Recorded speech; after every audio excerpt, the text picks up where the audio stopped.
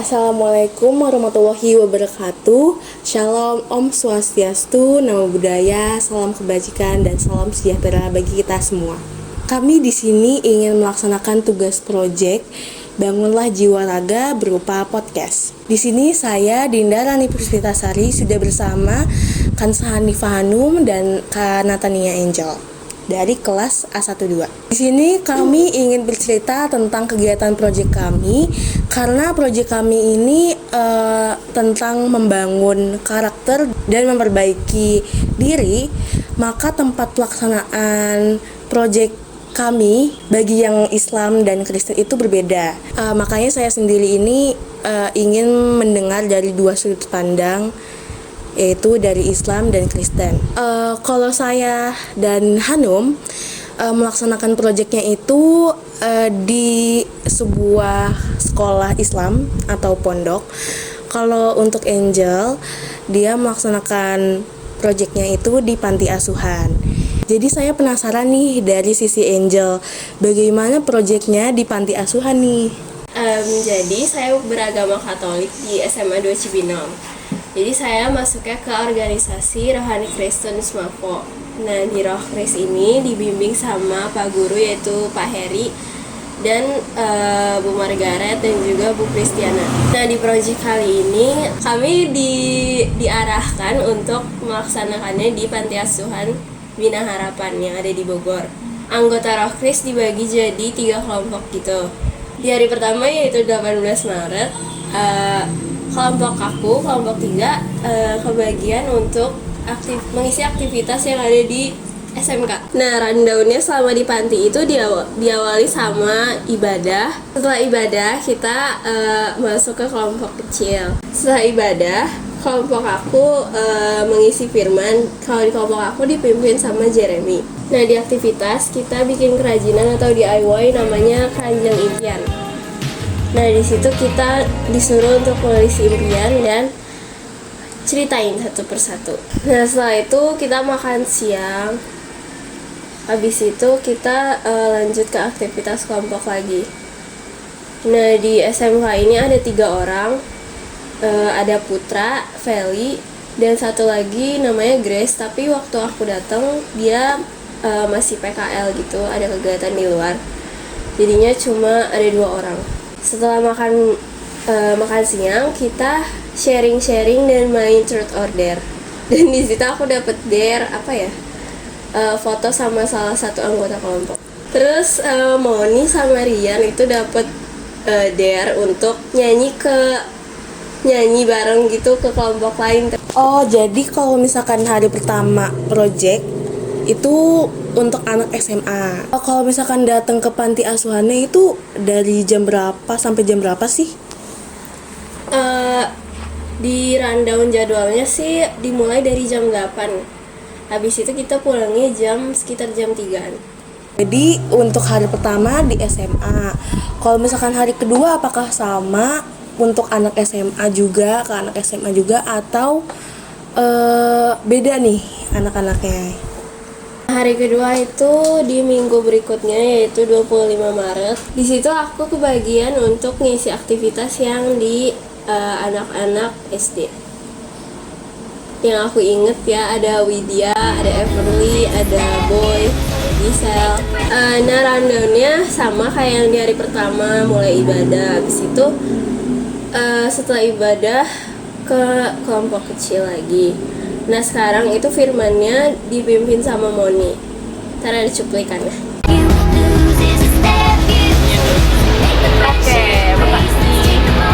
Nah, yang pertama adalah Gekti menjaga superioritas. Alasan kita meminta maaf karena kita merasa gengsi atau kita. Setelah itu kita lanjut untuk games di outdoor. Banyak sih gamesnya, ada kayak kita nyiapin botol plastik gitu. Terus apa sih namanya? Terus badan kita tuh diikat sama tali sama ada bola plastik. Terus kalau kita jatuhin bola plastik. Kalau kita jatuhin botol plastiknya banyak, itu menang. Oh, jadi kayak bowling ya? Iya, Bowling tapi jalan. Iya, aku ngerti. Di aktivitas yang kedua kita juga bikin DIY atau kerajinan gitu, namanya jam kebenaran. Di hari pertama sampai hari terakhir itu kita selalu diakhiri sama evaluasi yang dipimpin sama Kak Heri atau enggak sama Bu Kris. Nah, aku tuh penasaran deh gimana sih rutinitas setiap harinya anak-anak panti sana gitu. Kayak misalkan dari bangun tidurnya, terus ibadahnya tuh dari jam berapa, makannya kayak gimana. Kalau yang dari aku tahu sih, aku pernah nanya ke mereka itu dari Senin sampai Jumat itu bangunnya jam 4 pagi. Sabtu sampai Minggu itu bangunnya jam 5 pagi. Mereka setiap hari ibadah pagi dan abis itu berangkat sekolah, sarapan baru berangkat sekolah. Untuk hari kedua ini berarti sama anak SD. Jadi perbedaan umurnya tuh sangat lumayan gede ya. Jadi kayak 10 tahunan gitu Kak sih. Iya.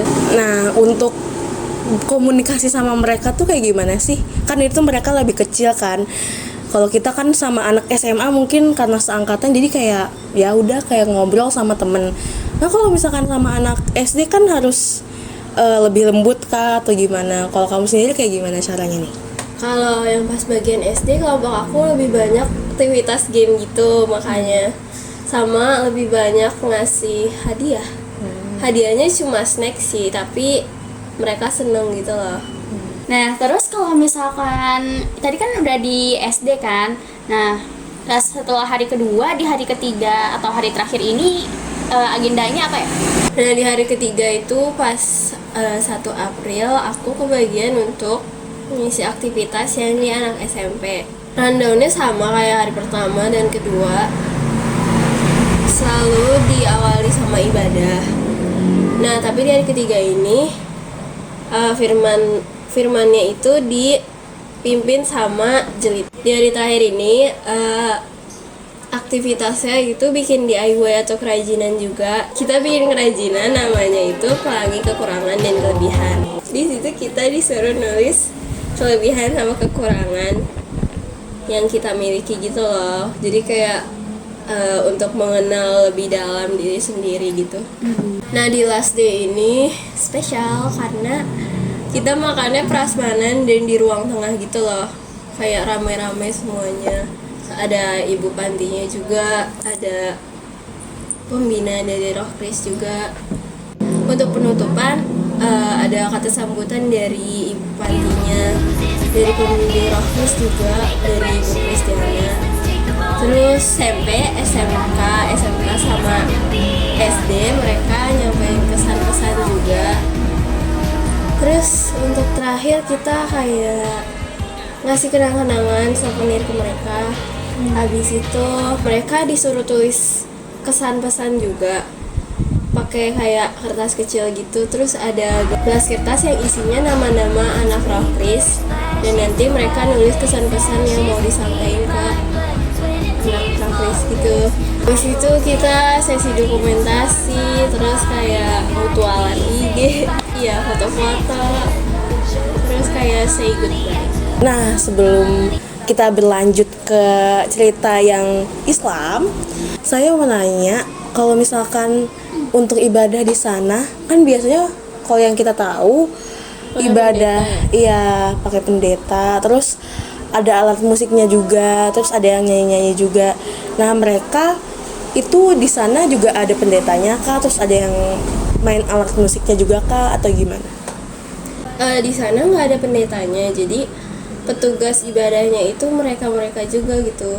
Karena mereka bisa main kajon, gitar, sama bisa nyanyi juga. Oh, berarti mereka ada bagi-bagiannya ya. Jadi kalau misalkan untuk minggu ini siapa gitu, minggu depan siapa gitu juga. Iya, ada jadwalnya gitu. Jadi semuanya kebagian. Oh, jadi semuanya nih bisa alat musik gitu ya? Dari yang aku tahu sih gitu ya, mereka belajar dari kecil gitu. Keren sih. Nah, selanjutnya kita akan beralih ke yang Muslim nih, ke yang Islam. Kita tuh ngapain sih projectnya gitu kan? Jadi boleh cerita? Nah, kan kalau tadi Angel itu kan pergi projectnya itu di panti asuhan. Nah, kalau kita itu kayak di sekolah Islam, atau bisa disebut juga dengan pondok. Nah, pas hari pertama itu kita sama 3 hari juga, cuman kita pas hari pertama itu sekitar jam 7 pagi kita udah dikumpulin tuh di lapangan sekolahnya. Nah, di lapangan sekolahnya itu kita awal-awal ada kayak permainan dulu buat sambil nunggu semuanya pada datang, semua pada kumpul, kayak mulai dari guru dari Smafo sendiri, terus ada dari guru sekolah sana. Ya, juga ada senam juga di sana. Jadi ngebangkitin semangat kita dulu nih awal-awal. Ya, sebenarnya ceritanya panjang banget sih kalau bagi saya sendiri. Pokoknya habis itu kita yang jelas kita untuk acara pembukaan dulu tuh pas hari pertamanya kan di lapangan, terus ada pertunjukan dari anak-anak sekolah sana, mulai dari yang SD, bahkan dari kelas 3 SD sampai yang SMA-nya pun ikutan gitu. Untuk menampilkan untuk menampilkan persembahan menyambut kita dan gitu. itu benar-benar keren banget. Kerennya tuh keren banget. Anak kecil 3 SMA dari kelas 3 ya apa kelas 1 pokoknya itu bisa banget diatur ya.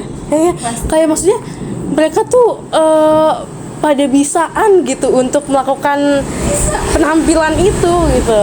Keren banget sih menurut aku. Soalnya penampilannya itu kan kayak ada yang drama, terus ada kayak penampilan Baca tari Quran juga. Ratu Jaro itu ya. Iya, tari Ratu Jaro. Yang dari Aceh gitu. itu kan membutuhkan banyak pesertanya kan untuk ikut Ratu Jaro itu. Nah, itu tuh dari yang kecil, maksud saya kan kalau yang kecil tuh kayaknya kesannya kayak susah diatur gitu gak sih, kayak susah maunya untuk main gimana gitu. Susah untuk mengingat koreografi atau susah untuk mengingat bagaimana caranya rapi atau gimana gitu, gak bisa diem lah intinya ya. Tapi bisa banget kayak keren banget. Iya, makanya kita tuh amazed banget ya. Kita amazed Keren banget sama banget sih Amalia. buat gurunya juga. Iya. Terus pokoknya setelah kita kelar nih semua acaranya yang di lapangan itu, kita dibimbing sama guru pembimbing dari sana. Sebelumnya kita disuruh cari guru pembimbing dari guru sana tuh, dari guru sekolah Amalianya. Nah, kita itu dibimbing oleh Ustazah Suci. Beliau baik banget. Pokoknya abis kita udah tahu nih Ustazah Suci yang jadi pembimbing selama kita project di sana, kita diajak buat pindah ke sekolah SMP. Nah, jadi untuk yang laki-laki dengan yang perempuan itu tempat proyeknya itu dipisah. Yang laki-laki di tempat yang sekolah SMA dan kita yang perempuan itu di SMP. Dan jaraknya itu lumayan ya kalau untuk jalan kaki, apalagi itu kondisinya pas lagi bulan puasa. Bener-bener setengah siang bolong kita jalan kaki sejauh itu, jauh banget, kayaknya lebih dari 1 kilo ya. Tapi itu jauh banget, bener-bener wah parah sih. Jadi kalau misalkan untuk acara utama yang misalkan cowok sama cewek itu digabung, itu emang di SMA. Nah, cowok tuh nggak kemana-mana, cuma di SMA. Kalau kita tuh harus ke SMP, jadi kita otomatis bolak-balik dari SMP. Terus nanti ke SMA lagi kalau ada acara utama kayak penggabungan buat ketemu antara yang laki dengan perempuan untuk acara utamanya. Kayak misalkan tadi kan acara pembukaan, terus ada acara penutupan, kayak gitu. Nah, kita kan perempuan lah ya, kita kan perempuan, jadi kita ke SMP. Nah, di SMP itu kita pertamanya per kelompok itu, di satu kelompok itu dibagi 17 orang. Iya, 17 orang. Nah, 17 orang itu dibagikan kelompoknya sama ustazah pembimbingnya juga udah ada masing-masing. Nah, nanti di kelompok itu kita bakal ada kayak tugas, terus semacam game gitu buat main bareng sambil nungguin kita mau buka puasa lagi. Kalau pas tugas yang pertama sih sebenarnya nggak langsung tugas banget, tapi kita kayak kenalan dulu dong, kayak Kenalan sama ustazahnya, Iya, namanya kayak- siapa, terus dikenalin juga Amalia tuh kayak gimana. Jadi kita tahu ya kalau misalkan di Amalia tuh dia manggil sesama cewek tuh anti sama Ana gitu. Kalau anti tuh manggil kayak anti anti Hanum gitu. Kalau Anti itu misalkan maksudnya tuh kayak kamu, iya, gitu. Kan kalau bahasa Indonesianya itu kan kamu. Tapi untuk kayak dari bahasa Arabnya itu kita mau manggil orang itu pakai anti. Iya. Nah, untuk kita manggil diri kita sendiri itu adalah dengan anak. Baru tahu. kalau semisal kita manggilnya ke lawan jenis itu bukan anti lagi, jadi kita panggilnya pakai antum. Jadi kalau misalkan panggil ke cowok itu kayak antum Kan terus kayak setelah perkenalan kita tuh kayak dikasih tugas apa ya, sebenarnya nggak tugas yang berat banget, tapi kita tuh dibikin kayak sebuah komitmen perjanjian gitu, kayak Peraturan selama kayak, iya. selama kita project di sana tuh kita harus kayak gimana, kayak misalkan nggak boleh ngomong kasar. Kalau ngomong kasar tuh harus kayak istighfar 10 kali, ya kan? ya. Ngomong gua juga nggak bisa gitu kan. Jadi kita tuh kan memang terbiasa di SMA tuh panggilan itu gua elu gitu. Kalau di sana tuh nggak boleh, jadi pakai anti sama Ana gitu. Jadi kayak kita masih baru banget, jadi suka ada yang keceplosan pakai gua lah, elu lah, itu harus istighfar 10 kali gitu. Terus kita tuh ini menurut saya itu suatu yang baru karena dibimbing untuk baca Al-Masurat pada sore hari sama pagi hari. Jadi pas kita nyampe kan itu otomatis siang kan, terus nanti di sore harinya kita disuruh buka Al-Masurat untuk baca abis sholat asar ya. Ya. Jadi itu suatu hal yang baru juga sih untuk menjadi kebiasaan untuk kita sendiri gitu. Jadi kan abis bikin yang peraturan gitu-gitu kan. Nah, kita sholat asar, setelah itu abis sholat asar kita dibimbing lagi untuk ke tempat yang SD, yang dimana tempat SD itu sebagai tempat selama kita nginep di situ. Dan itu juga cukup lumayan panjang ya jalannya, kayak wah jauh banget. Kayaknya pakai gitu. motor juga bisa dapat 2 menit kali ya. Pakai motor. Kayaknya enggak 2 menit juga deh. Jauh Pokoknya banget. itu jauh ya guys. Pokoknya Jauh. kayak tiap hari kita tuh dari SD ke SMP lagi, terus SMP ke SD lagi gitu. Belum ke SMA-nya. Jadi kita sempet jalan di mana Harus ke SMA ya. harus ke SMA, dan kita balik itu jam 11 malam atau jam setengah 12 malam tuh kita baru balik dari SMA langsung ke SD, dan itu juga cukup panjang waktunya. Bahkan kita sampai mandi tuh jam 12 malam. Iya. Kayak wah, itu benar-benar Pengalaman pengalaman banget banget sih, sih ya. Sangat wow. Kalau untuk makannya kan kita lagi puasa kan pas kita project ke sana. Jadi kita pas buka di sana pertama kali itu pas hari pertama pas buat pembuka setelah puasanya itu kita pakai kurma. Iya. 3 buah kurma sama segelas air putih aja. Habis itu kita Sholat maghrib dulu. Ya, sholat maghrib dulu baru makan yang berat gitu. Kayak nasi gitu. ayam gitu-gitu. Ya. Nah, kita itu makan bareng tuh seru banget di situ, kayak apa sih? Kayak saling berhadap-hadapan, terus baca doa bareng, kayak Seru banget ya pokoknya. kayak apa ya, sangat terasa gitu, kebersamaan tuh kerasa banget di situ. Makanya kita yang tadi yang nggak dekat jadi deket lah gitu. Bahkan kan kita kelompok kita itu ada tambahan 2 orang dari kelas Lain ya. lain. Jadi malah itu yang bikin kita jadi kenal sama 2 anak dari kelas lain itu. Jadi itu lumayan cukup berkesan gak sih? Terus untuk malam kan kita ada tarawih juga nih. Tarawih itu tarawihnya tuh kita di SD juga. Terus nanti ada materi lagi. Habis tarawih itu ada materi dari ustadz atau ustazah Dan nanti abis materi kita balik untuk tidur rapi-rapi, bersih-bersih, sikat gigi gitu. Abis itu kita dibimbing lagi untuk baca atau menghafalkan surat Luqman ayat 11. Itu waktu itu hari pertama tuh harus 11 doang. Dan itu cuman ngapalin doang, belum sama gerakannya ya, kalau nggak salah.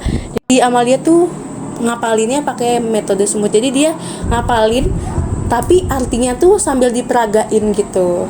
Nah, untuk hari kedua tuh gimana? Ya Kan kita bangun tidur. Iya, bangun tidur Nah, bangun tahajud tidur ya. itu, apalagi karena hari pertama juga kan, jadi kurang Masih kaget bagi, ya? bagi saya sih, saya sendiri kurang nyenyak ya, apalagi hari pertama gitu kan. Nah, itu saya bangun sekitar masih jam 2-an. Kita kan tidurnya tuh jam setengah 12-an ya kalau pas hari pertama, setengah 12-an, dan bangun jam 2-an. Nah, itu pas bangun langsung buru-buru ngambil Wudhu. wudhu, sekalian kayak sikat gigi dan Iya. sebagainya. Sholat tahajud, Iya. ya kan, kita sholat tahajud. Abis itu Kita ngambil sahur untuk sahur. Iya.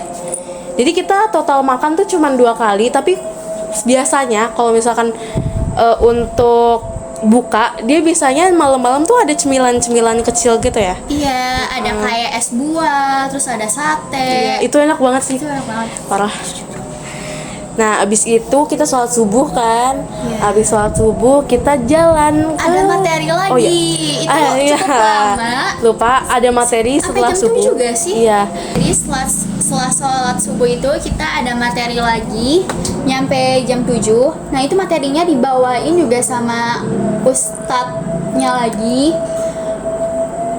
Ya kayak, tapi cerita materinya sih untuk yang seumuran kita gak sih, kayak yang gak berat-berat banget Iya. juga. Pokoknya masuk banget materinya kayak buat yang remaja, yang kayak seumuran kita gitu loh. Jadi untuk memperbaiki pergaulan, Iya. terus adabnya juga gimana sih gitu. Nah, selanjutnya kita tuh diarahin untuk ke SMP ya, hari kedua tuh. Buat kerjain tugas lagi. Jadi itu selama 3 hari itu ada tugas. Ada tugas, ada materi yang harus dikerjain sama kita gitu. Nah, tapi di yang hari kedua itu kita tugas yang utamanya sih kita disuruh bikin buat acara penutupan gitu dari Smafo-nya. Jadi hari kedua itu ya biasa materi, terus ya sholat, terus ada almat surat juga gitu-gitu. Jadi untuk hari kedua ini spesial karena tarawihnya kita ada ustadz dari Palestina. Jadi kita diimamin oleh ustadz dari Palestina. Kita kayak ke situ kan niatnya ya cuman buat project doang awalnya, tapi ternyata pas kita udah ngelaksanain itu semua tuh kayak wah, kayak ini nggak bakalan pulang lagi sih nanti. Jadi itu lumayan berkesan banget sih, apalagi kan dari Palestina. Terus kan kita habis tarawih nih bareng ustadz dari Palestina itu. Terus ustadz dari Palestina tersebut beliau tuh ada masih ceramah lagi, iya, ngisi ceramah gitu loh. Iya, tentunya pakai bahasa Arab ya. Iya. Dia tuh ngasih tahu kalau ke kita tuh Palestina kayak gimana gitu. Sekarang tuh keadaannya, kondisinya kayak gimana. Ya dari video sih kita sangat sedih ya, kayak Kasian banget sih yang di sana. Kayak kita di sini masih bisa menjalani aktivitas seperti biasanya, kayak sekolah dengan nyaman makan gitu. gitu, Ya kan? makanannya mungkin mereka susah. Harus ada donasi dulu gitu dari orang-orang. Bahkan kita tidur kan masih nyenyak gitu dengan Masih kasur, nyaman, iya. bantal guling, tapi mereka tuh kayak selalu resah dengan gelisah ya, dengan ada bom, Iya. ada tembakan ada dari tentara Israel gitu. Jadi bangunan juga banyak yang roboh di sana ya. Jadi terus cukup kasihan banget sih. Dan untungnya dari pihak Indonesia juga banyak yang ngasih bantuan ke sana. Ustadz tersebut tuh jual apa, kayak shawl, terus kayak bingkai foto kalau nggak salah. Terus alhamdulillahnya dari pihak Smafo tuh ada yang membeli untuk donasi. Dan lumayan banyak lah. Iya, Keren banget sih. untuk donasi di Palestina gitu. Nah, untuk hari kedua ini itu kita kita habis itu kita ada makan makanan kecil gitu kayak sate, kayak es buah juga, terus ada makanan berat juga ada, tapi itu kalau yang mau, kalau yang enggak ya udah. Terus kita pulang ke SD-nya jam itu udah bener-bener jam 11, udah mau setengah 12 banget. iya, ya baru kan? kita baru jalan. Kita baru jalan pulang dari SMA, dan itu lebih jauh dari yang SMP. Iya. Ke SD tuh lebih jauh yang SMA, jauh banget. Nah, abis kita nyampe, kalau saya sendiri sih abis nyampe langsung ambil salin baju Bersih-bersih ganti ya, untuk bersih-bersih. Ganti, abis ganti tuh Kita balik lagi kan ke untuk ke tempat tidurnya. tidur kita. Ya. Nah, sebelum tidur lagi kita masih ngapalin Luqman surat Luqman menggunakan yang ke gayanya. 12 ayat 12. Ya, menggunakan tekniknya smooth itu gitu. Terus habis itu kita tidur lagi. Terus seperti biasa bangun lagi, dan ini hari terakhir. Yay. Iya, jujur ada rasa seneng karena udah hari terakhir, karena capek banget, jadi pengen kayak udahan gitu. Tapi juga kayak iya. apa ya? Sayang sekali gitu, kayak sedih juga karena ini tuh cuma 3 hari doang gitu. Jadi kayak seneng tapi sedih juga karena Iya. senengnya tuh karena kita kan capek banget ya. Soalnya kita tuh di lantai 3. Jadi kita naiknya, jadi kita habis dari SMP nih misalkan ke SD, habis itu jalan. Apalagi hari pertama kan jalan dari SMP ke SD, dia harus ngebawa barang-barang, tas buat baju, terus tas buat tempat alas tidur. tempat alas tidur. Dan itu lumayan berat, guys. Berat banget sih. Jadi kita harus bawa itu sendiri ke lantai 3. Makanya kita capek banget. Itu senengnya, tapi kalau sedihnya tuh kayak, wah, ini gak bakal ketemu lagi nih sama ustazahnya, sama Ngerasa vibes ini tuh kayak gak cuman bakalan di situ ada doang lagi, gitu. Cuman Iya. pas itu doang. Iya, jadi kayak Tapi kita itu sedih bakal sih. jadi pengalaman yang bakal bisa diceritain sih. Iya, ke anak-anak kita nanti atau ke teman-teman juga gitu. Terus untuk hari ketiga ya kita nih, ini hari ketiga ini buat pelepasan mungkin ya. Jadi kita kan biasanya habis sholat subuh terus materi, terus kita ke SMP. Kalau ini kita disuruh mempersiapkan untuk penampilan penutupan. Jadi penampilan penutupan itu kita ada Hafizul Quran gitu. iya, Hafizul Quran. Terus abis itu kita latihan tuh siapa yang udah lancar tuh teknik smoothnya. Nah, itu maju ke depan untuk ditampilkan juga tuh. Terus setelah itu terus nyanyi dihafalin juga Hafizul Quran itu. Nah, abis itu tiba-tiba Kita kayak ada senam bersama gitu iya, loh, guys. tapi Kayak lagunya lagu Amalia ya. Iya. Kita kayak, wah, ini lagu apa, asik banget tapi gitu. seru banget. Serius. Terus pada bangun, terus bikin lingkaran gitu, ngebikin lingkaran, muterin, terus dipanggil satu-satu kelompoknya, maju ke depan, di tengah gitu, kita joget-joget gitu lah, senam lah ya. Ya seru banget tuh, parah. Nah, abis kita capek-capean senam, kita balik lagi ke tempat nginep kita. Terus kita disuruh untuk siap-siap tuh semuanya, dari mulai tempat tidurnya dirapihin, terus kita mandi lagi, kita bakalan disuruh ke tempat yang SMP. Di lapangan futsalnya, jadi ada lapangan futsal di situ. Nah, itu ditampilin lagi ya. Nah, itu yang dari laki-lakinya juga, yang dari tinggal di SMA bakal ke SMP juga. Jadi kita udah ketemu lagi tuh, soalnya buat acara penutupan. Nah, di situ guru Smafo udah mulai banyak yang datang lagi buat kayak ucapan perpisahan gitu ya. gak sih? Untuk ucapan terima kasih Iya. juga, untuk bisa bekerja sama Smafo gitu. Dan jujur kalau saya sih agak sedikit terkejut karena yang baru pernah kayak ada tugas project kayak gitu yang datang ke Amalia itu baru sekolah kita doang, Iya. Smafo.